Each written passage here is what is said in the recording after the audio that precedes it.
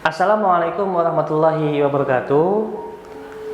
Untuk mengawali video ini, saya akan sedikit flashback ke belakang dan mengenang pada tahun 2007. Ketika itu sebuah tanaman yang disebut gelombang cinta sangat booming banget sehingga harganya mencapai puluhan bahkan ratusan juta. Kemudian muncul fenomena batu akik. Lalu saat ini muncul fenomena baru lagi, tanaman yang dulunya sih sering tumbuh ya di sekitar rumah kita, tapi karena kita nggak tahu kita babat habis dan sebagainya. Sekarang tanaman ini muncul dengan momen baru, booming, harganya pun jutaan, bahkan ada yang mencapai puluhan juta. Kita biasa mendengar dengan sebutan janda berlubang. Apakah momen ini juga akan ikut terpengaruh pada potret pelung? Pada video ini kita akan membahasnya. Belum subscribe? Jangan lupa klik tombol subscribe di bawah video ini dan klik like jika Anda suka, lalu bagikan ke semua sosial media Anda. Dalam dunia bisnis, kita mengenal akan adanya monkey business atau bisnis monyet. Bukan kita membeli monyet dan kemudian menjual lagi, bukan seperti itu konsepnya. Tapi monkey business atau bisnis monyet ini mengawali sebuah cerita ya. Entah cerita ini benar atau tidak, tapi memang di beberapa buku bisnis ada beberapa macam model cerita, tapi pada intinya sama. Ada seorang pengusaha, sebutlah Bapak A gitu ya. Dia masuk ke sebuah desa, kemudian di desa itu banyak banget monyet. Monyetnya bisa dikatakan hama karena sering merusak tanaman, mencuri buah-buahan, bahkan rumah penduduk pun tidak lepas dari gangguan jahil si monyet tersebut. Lalu pengusaha tersebut mengumumkan, ayo siapa yang mau menjual monyet ke saya akan saya hargai 50.000. Saat itu penduduk betul-betul antusias karena monyet adalah sebuah hama saat itu, kemudian mencarinya juga mudah, di pekarangan banyak, di hutan-hutan banyak, di sekitar rumah mereka pun banyak. Akhirnya mereka berlomba-lomba untuk mendapatkan monyet. Setelah mereka menangkap monyet, mereka menjualnya ke pengusaha A dan dihargai 50.000 per ekor. Lalu monyet ini ditampung dalam sebuah kandang yang sangat besar sekali. Ketika monyet-monyet tadi itu sudah mulai menurun populasinya, otomatis orang mencarinya pun juga agak sulit. Lalu para penduduk tadi kembali ke habitat asal mereka, yang aslinya bertani, mereka kembali ke sawah, yang aslinya pedagang, mereka kembali ke pasar, dan lain sebagainya. Kemudian pengusaha A tadi itu mengumumkan pengumuman baru.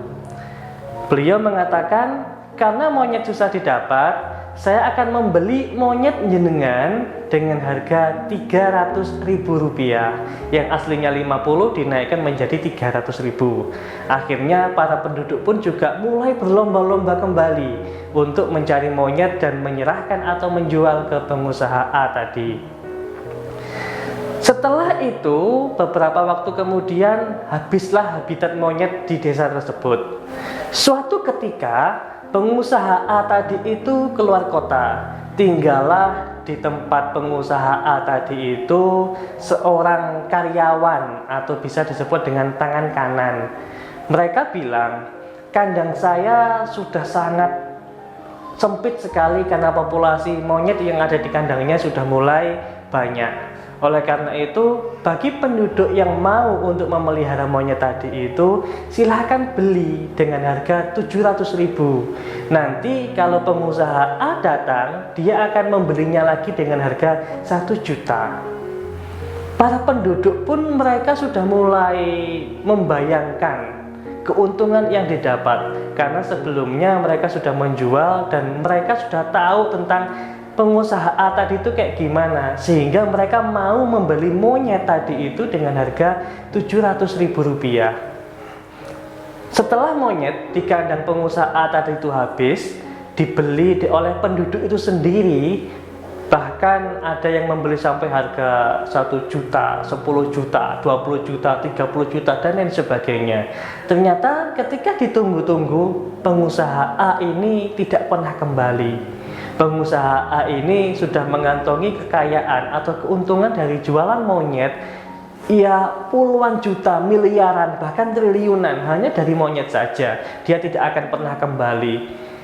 Melalui fenomena ini, saya teringat betul dengan fenomena pada tanaman tumbuhan cinta yang pada tahun 2007 lalu sangat booming di pasaran kita.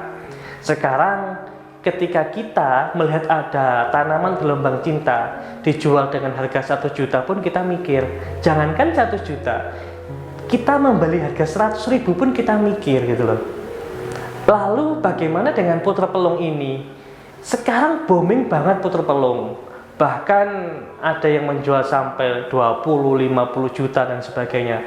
Pertanyaannya, big questionnya, apakah puter pelung ini akan sama dengan monyet seperti cerita pada pengusaha A tadi? Untuk puter pelung, sampai detik ini tidak ada seorang pun atau bahkan organisasi manapun yang bisa menghandle harga satuan untuk hak jual puter pelung, baik itu anakan, dewasa, dan lain sebagainya. Di pasaran ada yang menjual anakan 150.000, ada. Kemudian di pasaran juga ada yang menjual harga anakan 3 juta per ekor piikan, ada. Bahkan beberapa waktu yang lalu ada yang membuat lelang untuk piikan puter pelung dan terjual di harga 4.950.000. Oleh karena itu, pada harga puter pelung tidak ada patokan pastinya. Lalu bagaimana kita bisa optimis harga puter pelung ini bukan termasuk bisnis monkey atau bisnis monyet seperti pada cerita pengusaha A tadi? Poin pertama, puter pelung ini memiliki banyak event perlombaan, baik itu perlombaan online ataupun perlombaan offline yang ada di gantangan-gantangan. Beberapa waktu yang lalu kita mendengar ada event piala bupati inilah, piala inilah, dan sebagainya. Inilah yang akan meningkatkan harga puter pelung ke depan nantinya. Yang kedua, menurut beberapa peternak-peternak senior, mereka mengatakan mencetak puter pelung istimewa masih belum bisa dilakukan, atau bisa dilakukan hanya dengan taraf 20% saja. Jadi kita masih memiliki potensi ke depan sebanyak 80% untuk mencetak puter pelung yang berkualitas istimewa. Oleh karena itu 80% inilah yang nantinya akan menjadi incaran kita dalam beternak puter pelung yang menghasilkan puter pelung istimewa. Poin ketiga, puter pelung ini memiliki suara yang unik menurut saya. Pertama, ada puter pelung yang suaranya ngerok, seperti kalau dalam lagu rock tinggi suaranya dan sebagainya. Ada yang suaranya mengalun seperti lagu pop, ada yang suaranya datar saja seperti ya lagu-lagu yang enak ketika kita mendengarkannya sebelum tidur. Ini tidak dimiliki oleh burung lain. Jadi karakteristik keunikan suara puter pelung ini nantinya yang akan membawa puter pelung ke kancah dan harga yang lebih tinggi lagi. Akhirnya kita semua berharap bahwa hobi puter pelung ini tidak akan sama dengan bisnis-bisnis monyet yang lainnya. Sama seperti pada anggungan perkutut yang sudah lama banget sampai detik ini juga harganya stabil.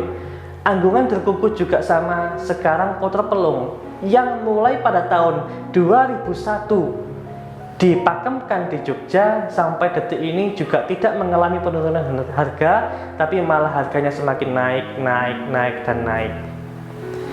Kita berharap hobi ini bisa stabil dan bisa menghidupi banyak kalangan masyarakat. Saya Samsul Arifin dari Bonekamu. Wassalamualaikum warahmatullahi wabarakatuh.